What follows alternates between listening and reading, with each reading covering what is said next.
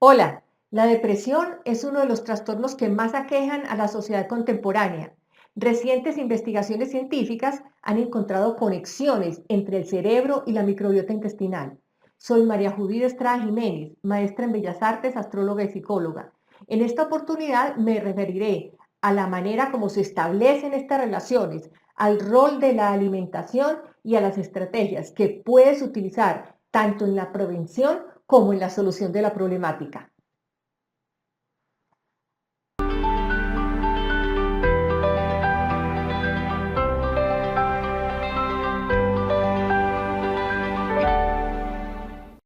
El trastorno depresivo mayor, más conocido como depresión, está catalogado por la Organización Mundial de la Salud, según publicación del 30 de enero del 2020, como la principal causa de discapacidad que afecta a más de 300 millones de personas en el mundo y que puede llevar al suicidio, sumado además a que más del 90% no reciben tratamiento, ya sea por falta de atención eficaz, por errores diagnósticos o por estigmatización de la salud mental.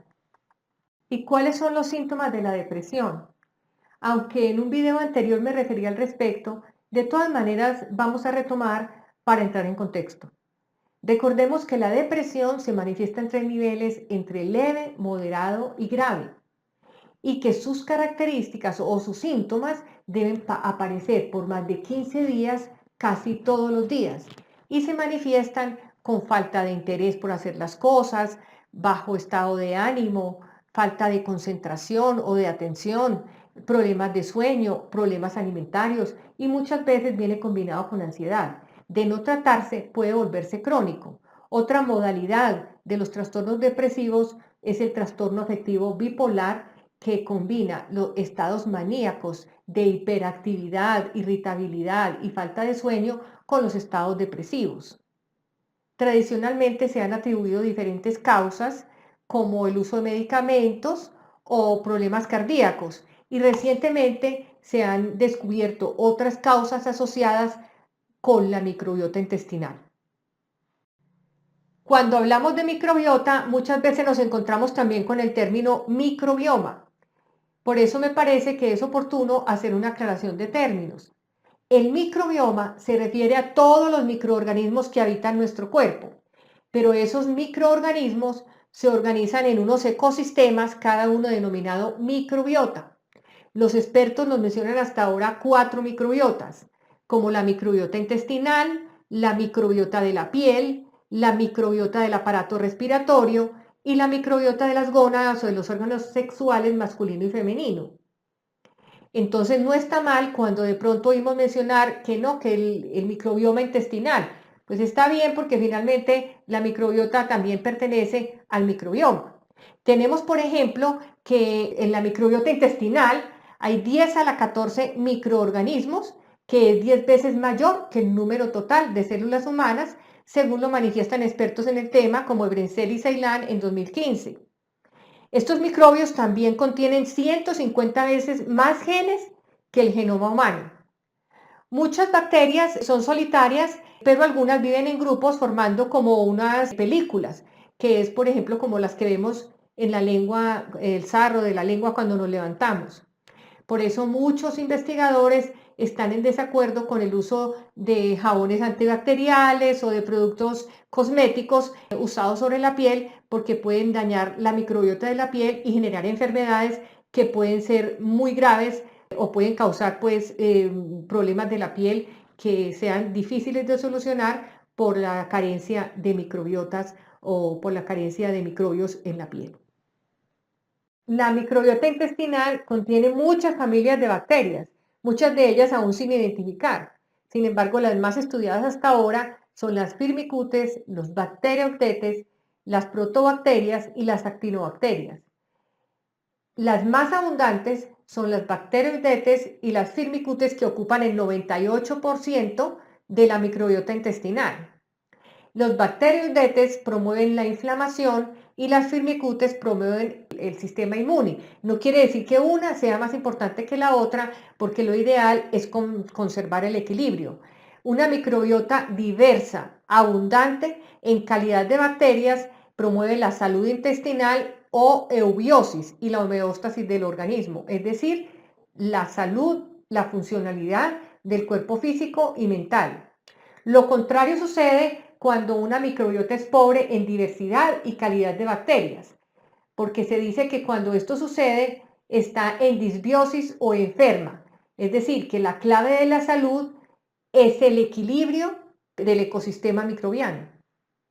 Cuando escuchamos hablar de depresión, es muy común que pensemos inmediatamente en el cerebro y el sistema nervioso central, pero resulta que el intestino de los mamíferos tiene su propio sistema nervioso entérico denominado cerebro intestinal y que está íntimamente relacionado con la microbiota. Y resulta que en la microbiota se producen neurotransmisores como GABA, serotonina y dopamina, entre otros, que envían señales eléctricas al cerebro y cuya carencia o deficiencia puede producir alteraciones en el cerebro, por ejemplo, como en el caso de la depresión. Recientes investigaciones, como las que vemos en pantalla, afirman que esta comunicación entre el cerebro y el intestino se produce a través del nervio vago y por eso se llama eje intestino-cerebro. Esta comunicación se da en un sentido bidireccional, es decir, que la depresión produce daños en la microbiota o los daños en la microbiota pueden impactar el estado de ánimo. En el caso del estrés, por ejemplo, vemos como cuando una persona tiene un estrés que es permanente, que es muy seguido, que es casi todos los días, produce daños en el apetito, produce alteraciones en la alimentación, entonces daña la microbiota de esta manera. Pero a su vez, este daño de la microbiota también impacta la depresión.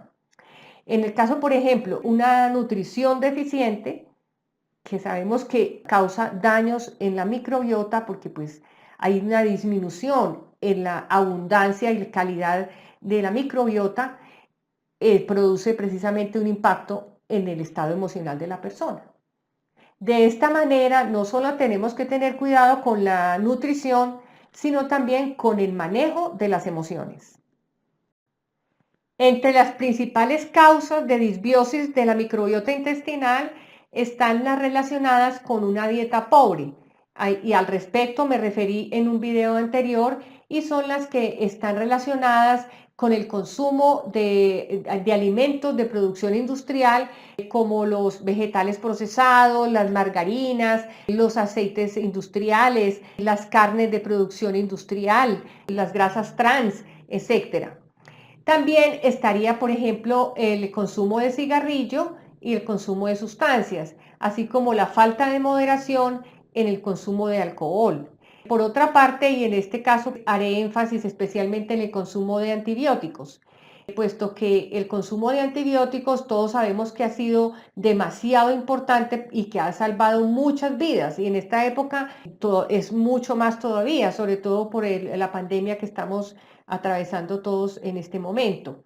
Sin embargo, el problema es que los antibióticos destruyen tanto los virus como las bacterias benéficas, inclusive las que se han producido de manera especializada, porque también es cierto que las farmacéuticas han hecho una especialización de la producción de antibióticos porque precisamente los que más daño causaban eran los generalizados, ya están mucho más especializados, pero así todos siguen causando mucho daño porque digamos que todo el sistema está comunicado. Nosotros no tenemos los ecosistemas separados, sino que todos están en permanente comunicación y un sistema afecta al otro, como pudimos ver también en la diapositiva anterior, que el cerebro está conectado con el intestino, la alimentación también, la respiración, todo absolutamente está conectado. Inclusive los investigadores han dicho que es mucho más problemático cuando se consume en la infancia, sobre todo durante el primer año de vida o cuando se administra el medicamento durante el primer año de vida. Precisamente al respecto, Slykerman y otros investigadores en 2017 hicieron un estudio clínico a 526 niños, de los cuales habían sido informados de que el 70% había sido diagnosticado con antibióticos durante el primer año de vida. Al hacer el seguimiento al tercer año de vida de los niños, pudieron comprobar que los que habían sido diagnosticados con antibióticos presentaban mucho más problemas de comportamiento y de depresión durante el seguimiento. Y como todo problema tiene una solución, veamos de qué estrategia nos podemos valer para restaurar la microbiota intestinal. Al respecto han habido muchas investigaciones, tanto en el campo clínico como en el preclínico con animales, como las realizadas, por ejemplo, por Castañeda y otros autores en 2020, quienes nos comentan la importancia de consumir probióticos, prebióticos y como tercera estrategia nos nombran el trasplante de microbiota intestinal. Entre los probióticos podríamos decir que son alimentos vivos capaces de atravesar la barrera intestinal y llegar a la microbiota o al intestino y poblar la microbiota, aumentar su calidad y su cantidad de bacterias. Los probióticos son esencialmente fermentados. Algunos son por prescripción médica, especialmente en los casos de alteraciones del aparato digestivo o del intestino, como por ejemplo los Lactobacillus casei y los Bifidobacterium. También están otros probióticos que podemos preparar en casa de mucha importancia para mezclar con los alimentos, como por ejemplo los fermentados de kefir de leche. Estaría también el chucrut, que es a base de fermentación de hortalizas. Estarían otras que ya su fermentación va produciendo algo de alcohol o alcoholes, como por ejemplo la chicha, el guarapo, la cerveza, el vino, el kefir de agua, y que muchas de ellas se han ido perdiendo con el tiempo, pero que realmente es muy importante rescatarlas de las tradiciones. Digamos que en este caso es importante resaltar que se debe consumir con moderación, por ejemplo, en una cantidad de 100 mililitros combinada con los alimentos. Hay otros probióticos, por ejemplo, utilizados especialmente en la zona mediterránea, como los quesos fermentados o lo que llaman el queso curado, por ejemplo, y también se utiliza bastante el vinagre de manzana.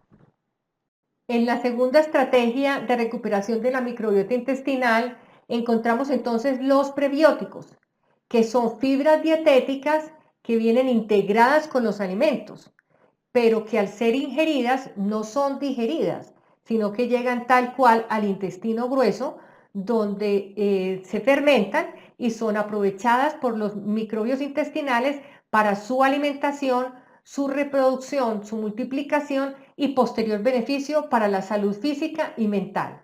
Existen tres clasificaciones o tres tipos de probióticos, entre los que podemos mencionar los fructooligosacáridos, los galacto-oligosacáridos y los ácidos grasos omega 3.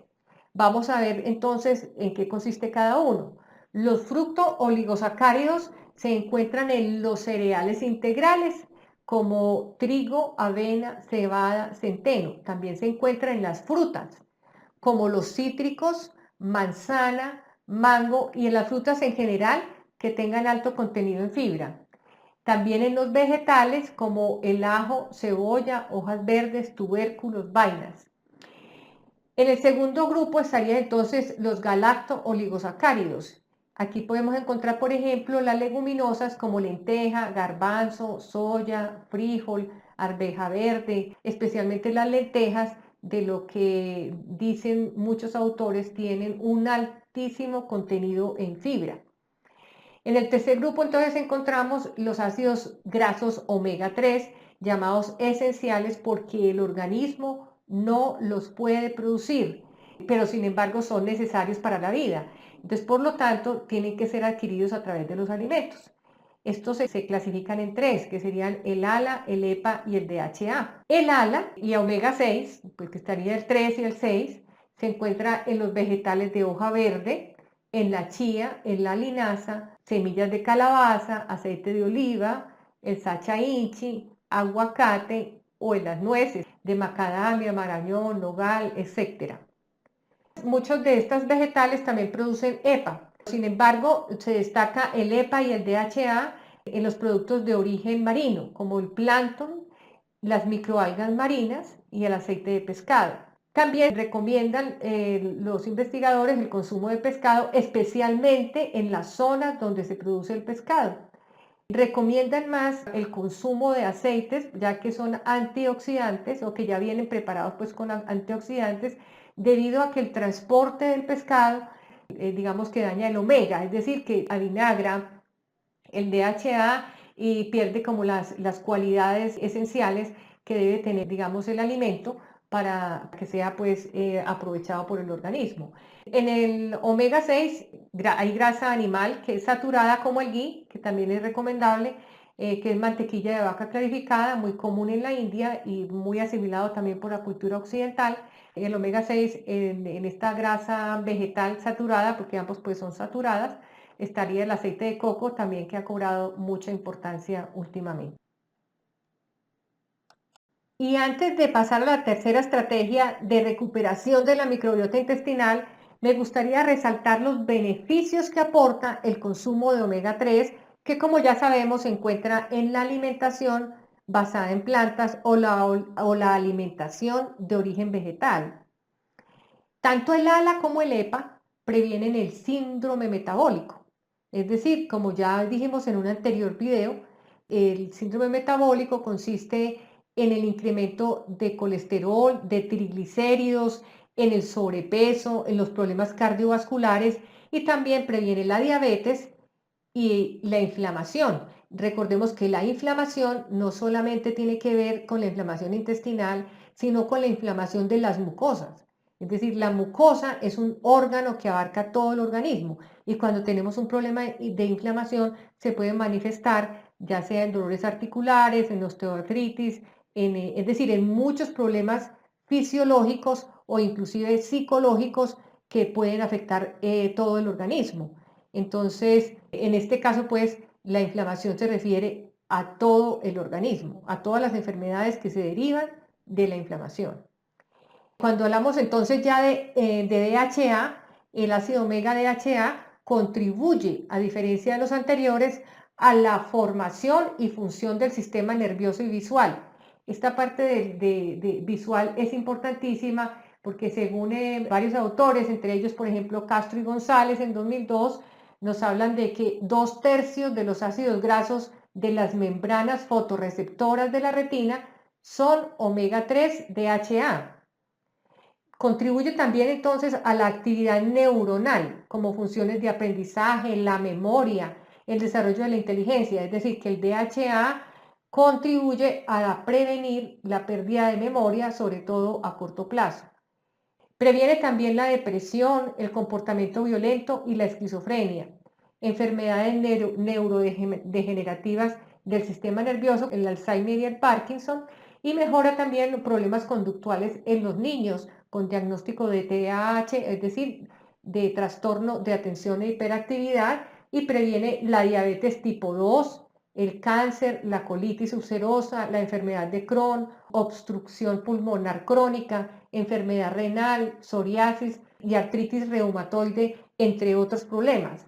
Es decir, que prácticamente el DHA es fundamental para mantener un equilibrio físico y mental, especialmente, sobre todo para la salud mental y en este caso la salud visual.